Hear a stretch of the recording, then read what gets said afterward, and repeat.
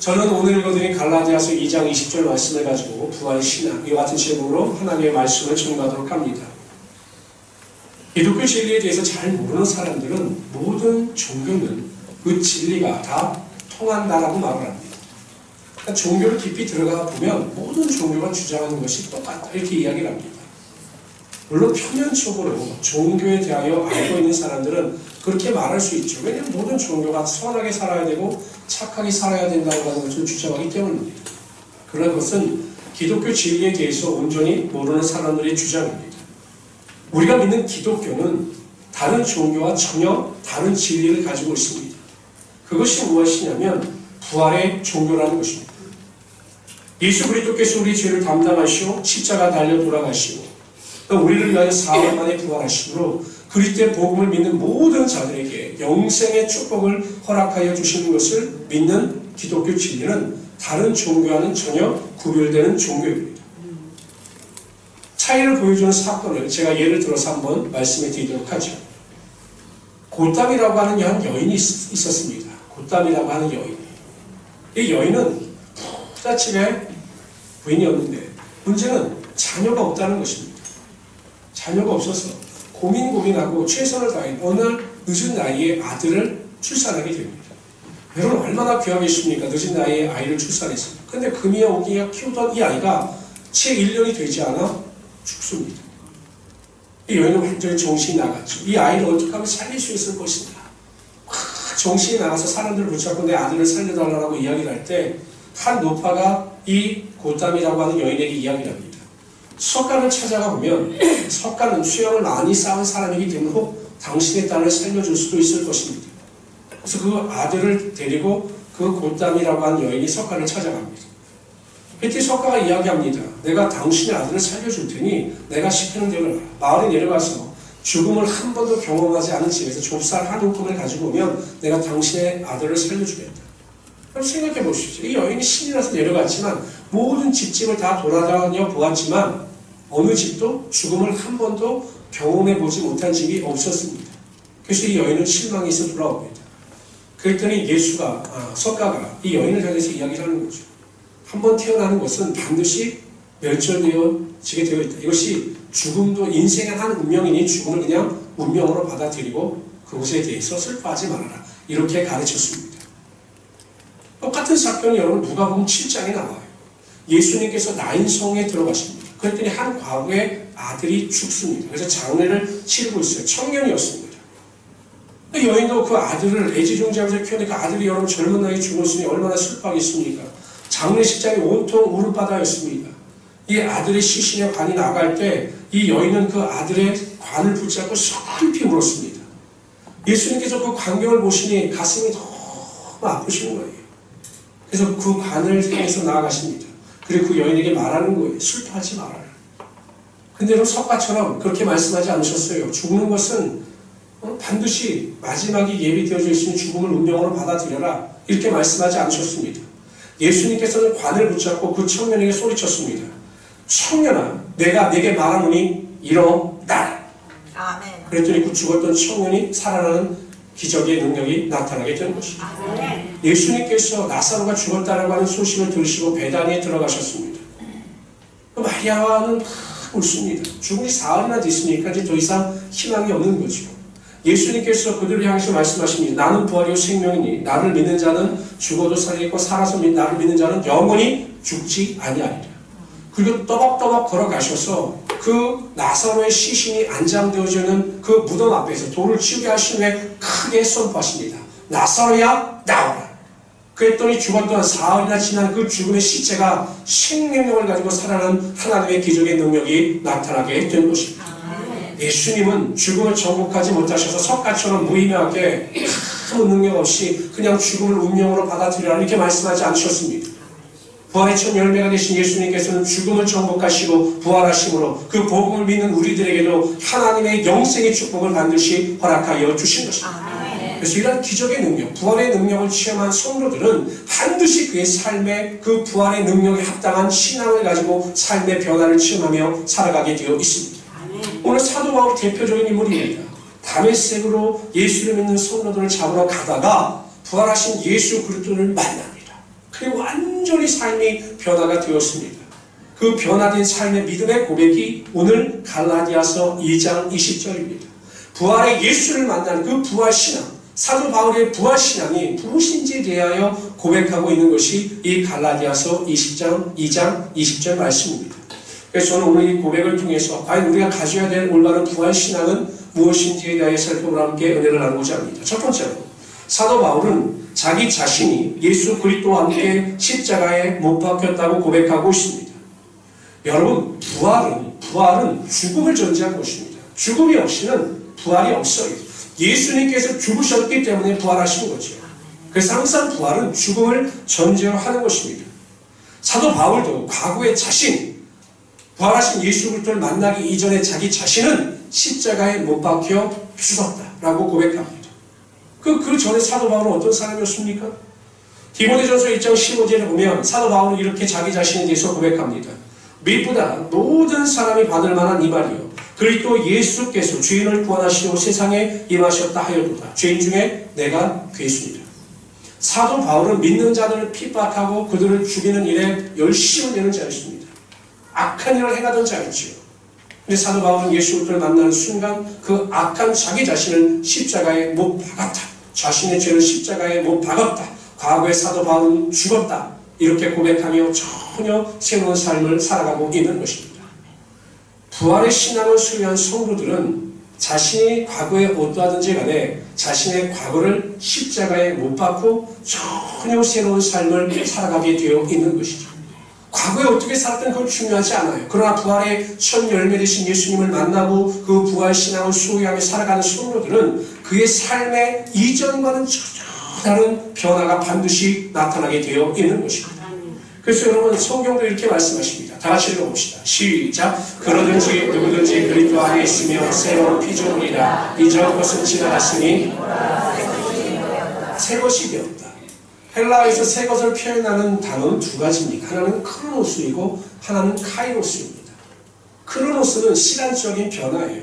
제가 쓰던 김치냉장고가 있는데 새 김치냉장고를 사게 되면 시간적으로 새로 산 것은 예전에 비해서 새 것이지요. 그럴 때는 이 크로노스라고 하는 헬라어를 사용했습니다. 근데 카이로스라고 하는 것은 무엇이냐? 전혀 질적으로 다른 사람이 되는 거예요. 이전의 나와 현재의 나는 질적으로 완전히 다른 사람이 되었을 때 카이로스라고 하는 헬라어를 사용했습니다. 근데 여기서 고린도후서 5장 17절에 사용하는 새 것이라고 하는 헬라어가 카이로스입니다. 생각이 변하고 마음이 변하고 신분이 변화된 성도의 삶에는 전혀 다른 삶의 모습이 나타나게 되어 있다는 것이죠.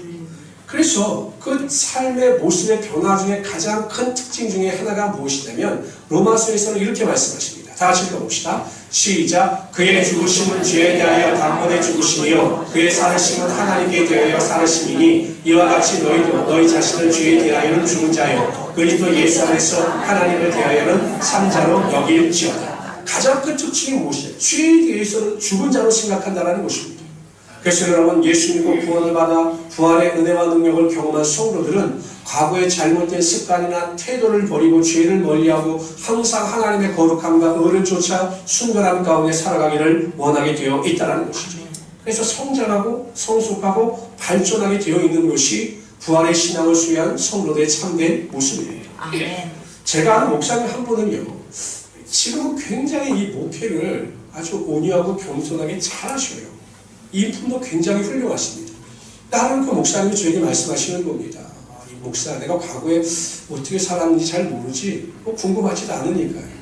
말씀을 하시는데, 이 목사님의 어머님이 권사님이셨고, 이 목사님은 가족 중에서 유일하게 교회를 다니지 않으셨대요.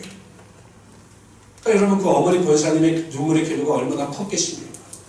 날 사고 치고, 술 마시고, 싸움하고, 그야말로 그냥 집안에서는 골칫덩어리였습니다. 주일에 또 술 먹고 교회를 나가는 거죠.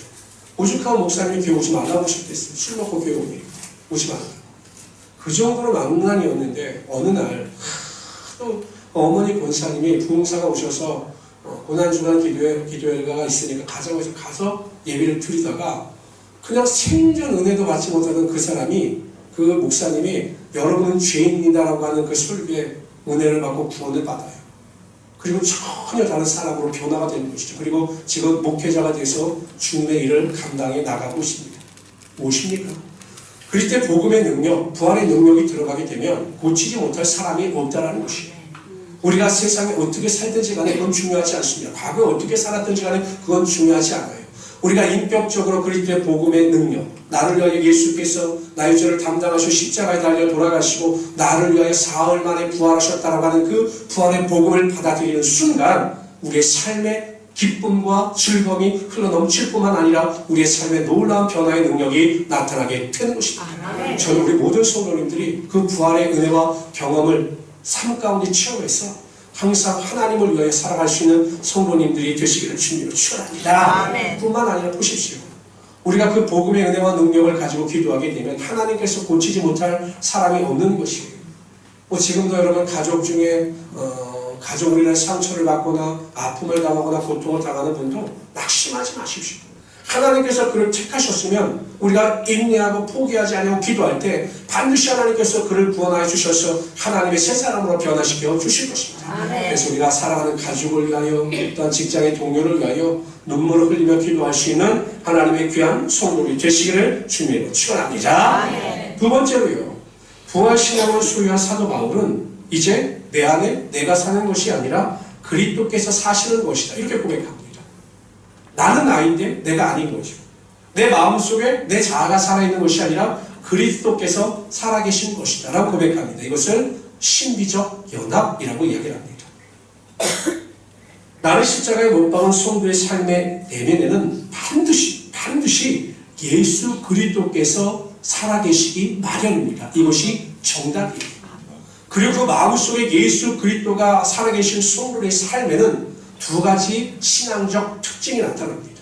우리가 제대로 예수를 영접했다. 내가 예수를 믿는다. 예수님은 나의 삶의 구세주로 받아들였다. 그래서 내 안에 예수가 살아계시면 신앙이 살리는 두 가지 특징이 반드시 나타나게 되어 있습니다.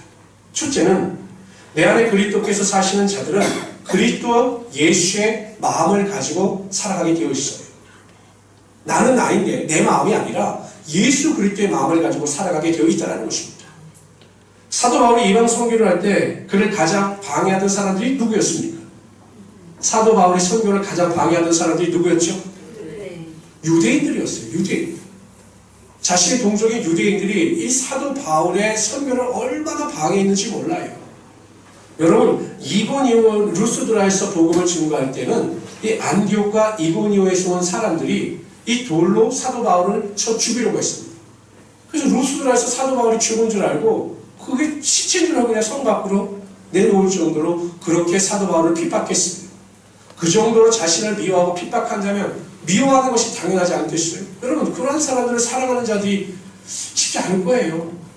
근데 사도 바울은 로마서에 보면 자신의 동족 유대인들에 대해서 이렇게 기록하고 있습니다.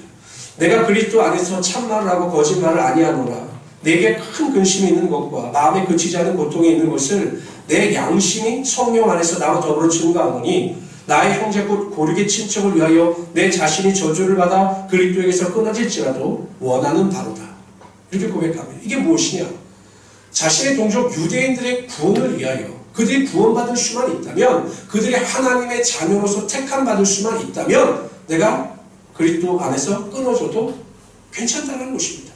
자신의 동족 유대인들을 사랑해서 그들의 구원을 위하여 이러한 간절한 마음을 가지고 살았던 것이죠. 사도 바울이 자신의 원수와 같은 이 유대인들을 향해서 어떻게 이러한 마음을 가질 수 있었는가? 한 가지입니다. 그 안에 그리스도의 마음이 있었기 때문입니다. 여러분, 하나님께서는 이스라엘 백성들의 죄에도 불구하고 그들을 포기하지 않으셨어요. 심판하셨지만 그들을 회복시켜 주셨고 항상 그들과 함께 해 주셔서 그들의 구원을 위하여 애쓰셨습니다. 사도 바울도 그러한 마음을 소유했기 때문에 자신을 핍박하고 헤아리는 유대인들의 구원을 위하여 눈물을 흘리며 간구했던 것입니다. 저는 우리 모든 성도님들이 내 안에 그리스도께서 사시는 것이다. 내 안에 그리스도께서 사시고 계십니다. 이러한 고백을 통해서 내 생각과 내 판단의 문제가 아니라 그리스도 예수의 마음을 품고 모든 것을 궁율과 자비함을 가지고 승리하며 살아갈 수 있는 하나님의 귀한 성도들이 되시기를 주님으로 축원합니다. 아멘. 우리 안에 그리스도의 마음이 있으면 절대 비판하거나 정죄하거나 판단하지 않아요. 누가 어떻고 뭐 저 사람이 어떻고 이거 비판하고 판단하고 정죄하지 않습니다. 예수 그리스도의 마음은 국민의 마음이기 때문이죠. 그래서 여러분 항상 기도하실 때마다 하나님 내가 그리스도의 마음을 가지고 내 가족을 위하여 국민한 마음을 가지게 하시고 우리 성도들을 위하여 국민한 마음을 가지게 하여 주셔서 사랑하고 섬기며 살아가는 제가 되게 하여 주시옵소서. 이런 믿음을 가지고 승리하시는 우리 성도들이 되시기를 주님으로 축원합니다. 두 번째로요. 내 안에 그리스도께서 사시는 자들은 더 이상 삶의 주인이 자신이 아니라 예수 그리스도이심을 인정하면서 살아갑니다. 사도 바울이 다메섹 도상에서 예수 그리스도를 만난 후에 가장 먼저 한 말이 이거였어요. 주님, 내가 무엇을 하리이까? 주님이라고 말합니다. 아도나이, 나의 주님, 내가 이제 무엇을 하여야 합니까? 이전까지 여러분 사도 바울은 자신의 소견대로 자신의 생각대로 판단대로 결정하면서 살아가는 자였습니다. 그런데 이제 삶의 주인이 바뀝니다. 나의 삶의 주인이 예수님을 심을 인정하고 예수님 내가 무엇을 해야 합니까? 라고 삶의 주도권을 내려놓습니다. 이처럼 내 안에 그리스도께서 사신다고 고백하는 자들은 삶의 주인이 하나님이심을 인정하고 자신은 그의 종됨을 인정하면서 살아가게 되어 있는 것입니다. 사도 바울은요, 그가 쓴 서신서에 보면 꼭 자기 자신을 뭐라고 표현하면 나는 그리스도 예수의 종, 돌로스 노예라고 고백하고 있습니다. 그리고 철저하게 그 말씀 가운데 순종하며 그 음성 가운데 귀를 기울이면서 살았습니다. 우리가 금요일날 고난주간 기도회 때 살펴본 내용인데요. 예수님께서 요한복음에 보면 이제 돌아가시면서 뭐라고 말씀하시냐면 다 이루었다 라고 말씀하시죠. 뭐라고요? 다 이루었다. 크게 뭐라고요? 다 이루었다. 다 이루었다라고 말씀하셨는데 그 다 이루었다라고 하는 그 헬라어 원어가 테텔라스타입니다. 테텔라스타이. 이게 보통 네 가지 용법으로 사용이 되어지는데 이 테텔라스타이라고 하는 이 헬라어가 가장 많이 사용되어지는 경우는 어떤 경우냐면 주인이 자신의 종에게 일을 맡깁니다. 이런 일을 해라 라고 종에게 일을 맡겨요. 그럼 그 종은 그 주인이 맡긴 일을 열심히 합니다. 그리고 그 일을 완전히 마쳤을 때 이 종은 주인에게 가서 말하는 겁니다. 주인님께서 저에게 맡겨주신 그 모든 일을 테텔라스타이 다 완벽하게 이루었습니다라고 말을 하는 것입니다. 예수님께서는 하나님의 아들이셨지만 종의 마음을 가지고 이 땅에 오셔서 하나님 말씀 가운데 철저히 순종하셨고 하나님의 뜻대로 살아가셨습니다. 그래서 모든 것을 다 이루셨을 때 테텔라스타이라고 고백하셨다는 거죠. 성도들은 하나님 앞에서 종의 마음을 가지고 살아가야 합니다. 여러분 왜 신앙생활이 어려울까요? 저는 이렇게 보면 신앙생활만큼 쉬운 게 없는데 왜 신앙생활들이 어렵다고 할까라는 것을 곰곰이 생각해 보면 예수를 믿는다고 하면서 여전히 자신이 인생의 주인으로 살아가기 때문에 신앙이 힘든 겁니다. 우리 인생의 주인이 하나님이심을 인정하고 나는 그의 종됨을 인정하고 철저히 그 말씀 가운데 순종하고 하나님의 뜻대로 살아가게 되면 신앙이 어렵지 않아요. 근데 여전히 내가 인생의 주인입니다. 무슨 일을 행할 때든지 결정할 때든지 선택할 때든지 항상 내 중심이고 내 생각 중심이에요. 그러니까 내가 선택하고 결정하니 문제가 어려울 수밖에 없는 거죠. 종의 마음을 가지고 하나님께서 인도하시는 대로 하나님의 뜻대로 순종하며 나가게 되면 모든 것이 합력하여 선을 이루어주심을 체험할 수 있을 텐데 그렇지 못하기 때문에 참 신앙생활이 어려운 것입니다. 사람들은 성도들도 마찬가지예요. 제가 만나보면 성도들도 마찬가지입니다. 자신이 하고 싶은 일이나 가고 싶은 자리에 가지 못하면 혹은 소유하고 싶으나 소유하지 못하게 되면 그것으로 인하여 슬퍼하고 낙심합니다. 여러분도 한번 이렇게 손 놓고 생각해 보세요. 다른 사람들은 다 소유했는데 나만 그것을 소유하지 못하면 그것으로 인하여 낙심하고 절망합니다. 슬퍼합니다. 제가 요즘에 놀라는 게 뭐냐면 초등학교 아이들도 웬만하면 다 해외여행을 갔다 왔더라고요. 초등학교 애들도 일본은 이제 우리 집 앞입니다. 우동 먹으러도 갔다 오고 일본은 그래요. 보면 초등학교 아이들은 다 외국을 갔다. 근데 그렇지 못한 아이들은 그 말을 들으면 얼마나 낙심이 되겠습니까? 우리가 이 세상을 살아가다 보면 남들만큼 가지지 못하고 누리지 못하고 소유하지 못하면 그것 때문에 슬퍼하고 낙심해요. 근데 여러분 우리가 그것 때문에 슬퍼하고 낙심하는 이유 중에 하나는 여전히 그것이 내 삶에 내가 주인이기 때문에 그렇습니다.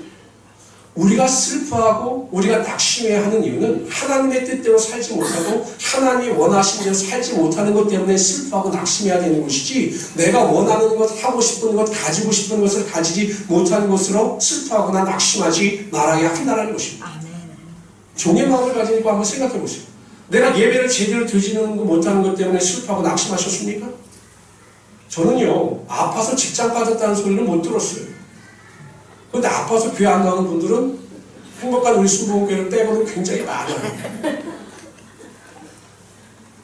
직장 시간에 늦을까봐 뛰어가는 성도는 많지만 예배 시간에 늦을까봐 뛰어오는 성도들은 우리 교회 빼고 못 봤어요. 내가 내 인생의 주인 아닙니까? 하나님의 기준으로 생각하고 하나님의 기준으로 판단해서 신앙생활을 하는 것이 아니라 내 생각대로, 내 기준대로 판단하고 내 생각대로 행동하니까 모든 신앙이 엉망인 것 아니겠습니까? 저는 우리 모든 성도님들이 항상 이 세상을 살아갈 때마다 그리스도 예수의 마음을 가지고, 주인이 아닌 종의 마음을 가지고 하나님 앞에 순종하며 살아갈 수 있는 하나님의 귀한 성도로 되시기를 주님으로 축원합니다. 아멘. 보세요. 예수님께서 종의 마음을 가지고 십자가에 달려 돌아가셨습니다. 죽으셨어요. 근데 하나님께서 그것을 방치하셨습니까? 아니에요. 종의 마음을 가지고 순종하고 십자가에 달려 돌아가셨을 때 하나님께서 그를 지극히 높여 모든 이름에 뛰어난 이름을 주사 하늘에 있는 것들과 땅에 있는 것들과 땅 아래 있는 것들로 그 예수 이름 앞에 무릎을 꿇게 하셨고 그를 높여 주셨습니다. 내가 높아지고자 하면 하나님께서 다 주셔요. 종의 마음을 가지고 철저하게 순종하며 살아가게 될 때 반드시 하나님께서 여러분을 높이시고 하나님의 은혜와 능력이 여러분 삶 가운데 임하게 하여 주실 것입니다. 그래서 우리 모든 성도님들 철저하게 종의 마음을 가지고 나는 예수님 앞에서 죽은 자와 같이 종의 마음을 가지고 승리하며 살아가시는 하나님의 귀한 성도들이 되시기를 주님으로 축원합니다. 이게요, 참 이상한 게 하나님의 축복의 능력이 임합니다. 그러면 아멘이 커요. 그런데 종의 마음을 가지십시오. 그러면 아멘이 적어요. 다시 합시다. 종의 마음을 가지고 승리하시길 바랍니다. 아멘. 세 번째로 부활신앙을 수여한 사도 바울은 하나님의 아들, 즉 예수 그리스도를 믿는 믿음 안에서 이제는 산다라고 이야기합니다. 그러니까 내가 이제 오직 예수 그리스도만을 믿는 믿음을 가지고 살아갈 것이다, 이렇게 고백을 해요. 그런데 사도 바울은 또 무엇을 밝히냐면 내가 믿는 예수님이 어떤 분이신가에 대하여 고백을 합니다. 내가 믿는 예수님은 어떤 예수님이신가? 나를 위하여 자기 몸을 버리신 예수님이시다. 나를 사랑하셔서 자기 몸을 버리신 예수님을 내가 믿는다라고 고백합니다. 사도 바울은 예수님께서 나를 얼마나 사랑하시는지를 안 거예요. 나를 정말로 사랑하셔서 나를 위하여 생명을 버리신 그 예수를 믿는 믿음으로 내가 살아가겠다, 이렇게 고백하고 있습니다. 그런데 여러분, 이러한 사랑을 믿는 것이 신앙에서 굉장히 중요합니다. 건강한 사람들은 몸에 면역력이 높아요. 면역력이 강해서 웬만한 바이러스가 침투해도 몸에서 그것을 이겨요. 그러니까 여러분이 감기라고 하는 것이 감기 바이러스 우리가 항상 달고 사는 거예요. 그런데 이 면역력이 떨어지게 되면 이 감기 바이러스가 활동해서 감기 몸살을 앓는 거죠. 그러니까 면역력이 강한 사람은 감기 바이러스가 있어도 이것을 이길 수 있는 거예요. 여러분, 만약에 이 면역력이 떨어지면 쉽게 노출이 되어서 약해지게 되어 있습니다. 우리 삶의 자존감이 이렇습니다. 이 자존감이 자기 자신을 존중하고 자기 자신을 소중하게 생각하는 것이 자존감이거든요. 이 자존감이 높은 사람과 자존감이 낮은 사람은 똑같은 환경에 노출이 돼도 그 환경에 반응하는 태도나 모든 것이 달라요. 이 자존감이 높은 사람은 똑같은 환경에서 환경을 긍정적으로 해석을 합니다. 근데 이 자존감이 낮은 사람은 면역력이 낮은 사람처럼 똑같은 환경에서 그 환경을 부정적으로 해석해요. 자존감이 높은 사람은 어떤 어려움이 다가와도 그 어려움을 이겨요. 그런데 자존감이 낮은 사람은 어려움이 다가오면 그냥 좌절하고 실패해서 그 자리에서 쓰러집니다.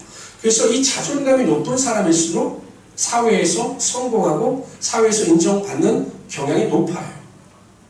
그런데 연구를 해보니까 이 자존감이 언제 형성되어지느냐, 어렸을 때부터 부모의 칭찬과 사랑과 격려를 많이 받고 자란 아이일수록 이 자존감이 높다라는 결론이 나왔습니다.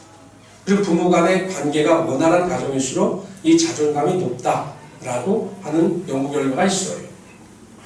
근데 여러분, 이제 만약에 그러면 이제 그렇게 부모의 칭찬이나 격려나 사랑을 받지 못한 자녀들, 혹은 원만한 그 부모의 관계 속에서 자라나지 못한 자녀들, 이런 사람들은 어떻게 되느냐?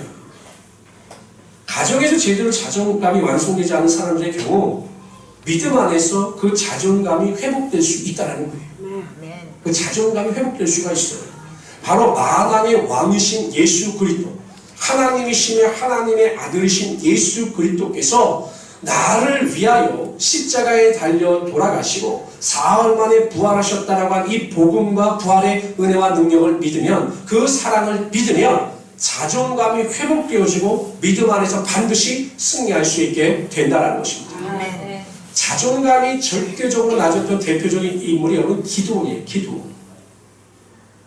사사기에 나오는 기드온을 보면 하나님의 사자가 와서 이야기해요. 내가 너와 함께 할 것이다. 하나님께서 너와 함께. 근데 기드온은 안 된다는 거예요. 뭐라고 이야기하냐면, 아이고 택할 자를 택하십시오. 보십시오. 우리 집안은 우리 므낫세 지파 중에서 가장 보잘것없는 집안입니다. 저는 어떻습니까? 그 보잘것없는 집안 중에서 가장 보잘것없는 인물이 바로 납니다. 그럼 내가 어떻게 그 위대한 일을 감당할 수 있겠습니까? 이렇게 자존감이 낮았습니다. 근데 끊임없이 하나님께서 기도원과 함께하여 주시겠다라는 것을 확신시켜 주셔요. 그 사랑과 그 은혜를 그가 마음속에 간직하게 되자 자존감이 회복되어지고, 그 자존감이 회복되어짐으로 말미암아 겁쟁이였던 그 기드온이 그 미디안 군사 13만 5천 명을 물리치는 용맹한 군사로 변화되게 되어 있었던 것입니다. 그러므로 여러분들은요, 가정을 탓할 필요도 없고, 뭐 학력을 탓할 필요도 없습니다. 우리가 그리스도의 복음의 은혜와 능력을 믿어 그 사랑 가운데 거하게 되면 우리가 자존감을 가지고 모든 일에 넉넉히 이기며 살아갈 수 있게 되는 것입니다. 아멘. 우리 능력 주시는 자 안에서 우리가 모든 것을 할 수 있게 되는 것이죠.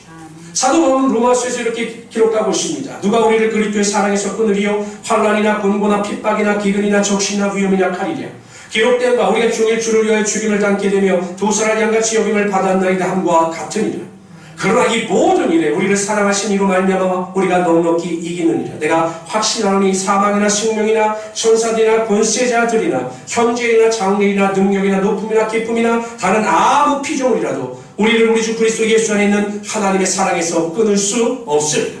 하나님의 사랑이 있으면 어떠한 고난과 환난과 핍박과 기근과 적신과 위험과 칼도 우리를 하나님의 사랑에서 끊을 수 없으며, 그러한 사랑으로 말미암아 우리가 넉넉히 이길 수 있게 되는 것입니다. 아멘. 성도 여러분, 우리가 이 세상을 살아가는데 가장 중요한 것은 예수 그리스도의 사랑입니다. 아멘. 예수님께서 우리를 사랑하실 때 죽기까지 사랑하셨다라고 하는 그 사랑을 믿게 되면 그것 하나만으로 넉넉하며 우리는 그것을 의지하여 세상을 이기며 살아갈 수 있게 되는 것입니다. 아멘. 그래서 여러분, 나는 정말 소중한 존재입니다. 한번 이야기해봅시다. 나는 정말로 소중한 존재입니다. 나는 정말 소중한 존재입니다. 이게 가슴에 손으로 우리 정호 형제도 그렇고 가슴에 손으로 다시 합시다. 나는 정말로 소중한 존재입니다. 나는 정말로 소중한 존재입니다. 믿으십니까? 아멘. 이 믿음을 가지고 살아가게 될 때 모든 것이 합력하여 선을 이루게 되고 형통케 되는 역사가 나타나게 될 것입니다. 아멘. 여러분, 이 세상에 누구도 죽음을 정복하고 다시 살아난 사람은 없습니다. 그들은 다 피조물이기 때문에 다 죽임을 당했습니다. 그러나 하나님의 아들이신 예수 그리스도께서는 죽음을 정복하시고 부활하심으로 우리에게 영생의 선물을 허락하여 주실 것입니다. 아멘. 그러면 우리에게 영광된 소망이 있고 내일에 대한 기대가 있는 것입니다. 네. 여러분, 우리가 이 땅에서 살아갈 때 죽음을 당한다 할지라도 우리가 낙심하거나 두려워할 필요가 없는 것은 우리의 영혼이 부활되어 하나님 나라에서 영원한 생명을 누리며 살아갈 것을 믿기 때문이죠. 그래서 그러한 부활 신앙을 가지고 이 땅에서 넉넉히 이기며 살아갈 수 있는 우리 성도들이 되시기를 주님의 이름으로 축원합니다. 아멘. 그리고 첫 번째, 과거에 내 자신을 십자가에 못 박으시기 바랍니다. 십자가에 못 박으시고 매일 의와 거룩함을 쫓아 신앙의 성장과 성숙을 이뤄가시는 하나님의 귀한 성도들이 되시기를 주님의 이름으로 축원합니다. 아멘. 두 번째, 이제는 내가 사는 것이 아니라 그리스도께서 사시는 것임을 깨닫고 그리스도의 예수의 마음을 가지고 그리스도 앞에서 종의 마음을 가지고 넉넉히 이기며 승리할 수 있는 우리 성도들이 되시기를 주님으로 축원합니다. 아멘. 마지막으로 나를 사랑하신 예수 그리스도의 사랑을 믿어 자신감과 담대함을 가지고 이 세상을 넉넉히 이기며 살아갈 수 있는 우리 성도들이 되시기를 주님의 이름으로 축원합니다. 기도합시다.